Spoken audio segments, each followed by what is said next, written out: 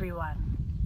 Our story today is about two friends who were also friends of Jesus, who were taking a long, sad, slow walk back to their home in Emmaus from Jerusalem 2 days after Jesus had been crucified.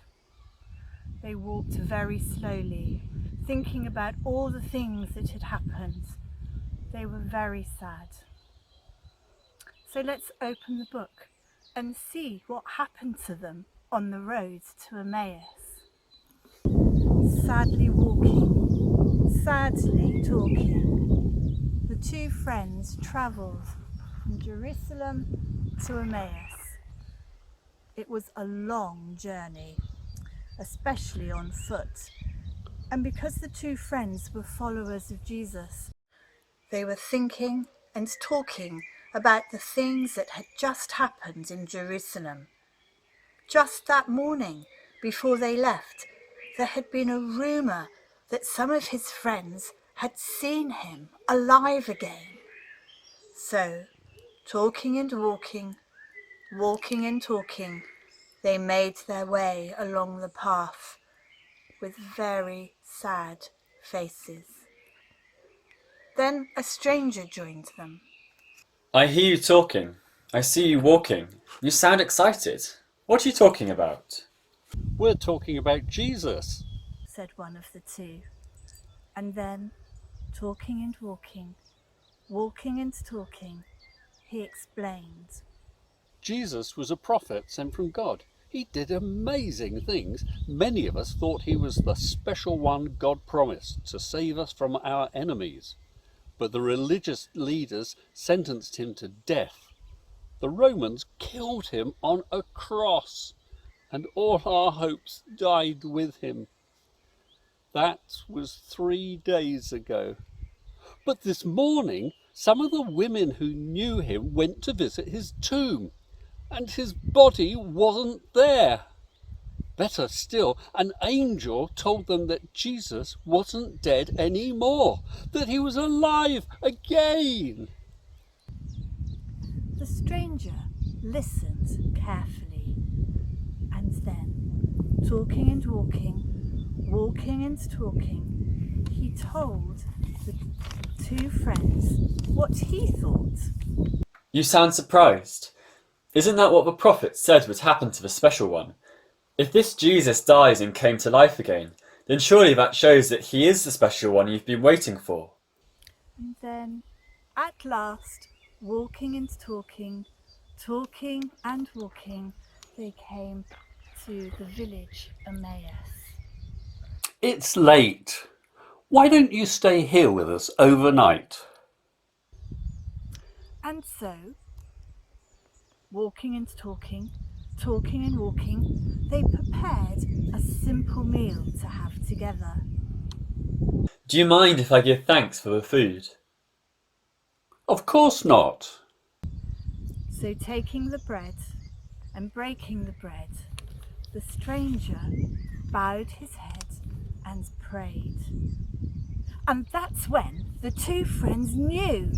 The stranger, the man on the road, the one they'd been talking and walking with all afternoon, wasn't a stranger at all. He was Jesus, alive again.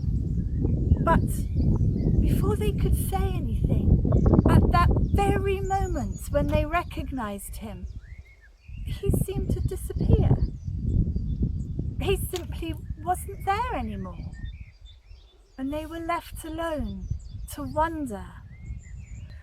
"We need to tell someone about this," they cried.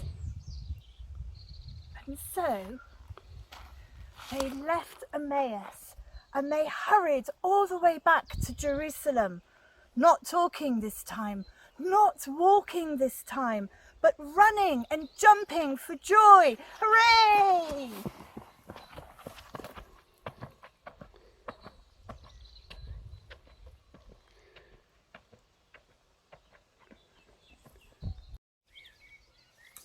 So because those two friends were feeling so sad, looking at the ground as they were walking along, talking about how disappointed they were. They didn't recognize the stranger as Jesus. They didn't really notice him. But when they did realize it was Jesus at home, they were so excited they couldn't keep it in. They had to go and share it with all the other friends of Jesus in Jerusalem. So let's just close our eyes for a moment and think about the last time you had some really good news. Can you remember how excited you were? And I expect you wanted to rush off and tell your friends all about it. So now I'm going to say a prayer. So you listen, and if you'd like it to be your prayer, say Amen at the end. Dear God, thank you that the friends in our story today were able to see for themselves that Jesus is alive.